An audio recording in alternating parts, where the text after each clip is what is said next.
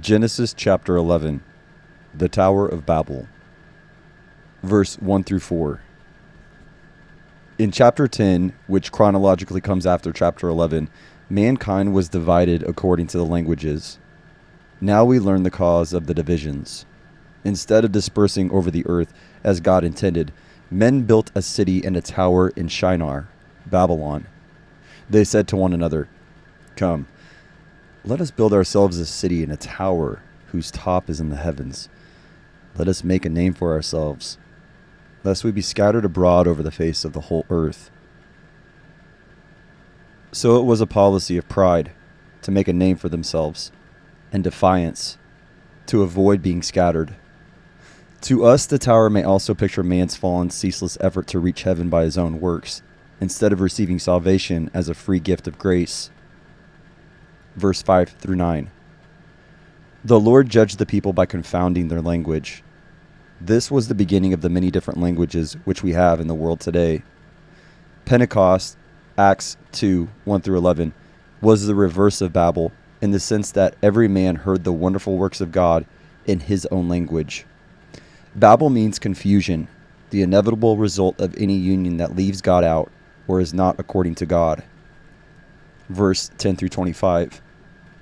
These verses trace the line of Shem to Abram. Thus the historical record narrows from the human race to one branch of that race, the Semites, and then to one man, Abram, who becomes the head of the Hebrew nation. The rest of the Old Testament is largely a history of this nation. Verse 26 through 32. Abram was a mighty man of faith and one of the most important men in history. 3 world religions, Judaism, Christianity, and Islam, venerate from him. He is mentioned in 16 books of the Old Testament and 11 books of the New Testament. His name means exalted father, or as changed to Abraham, father of a multitude. There is a mathematical problem in this passage. Derek Kidner explains, Terah's age at death presents a difficulty, since it makes his eldest son 135 years old, verse 26, whereas Abram was only 75, chapter 12, verse 4, with Acts 7, verse 4.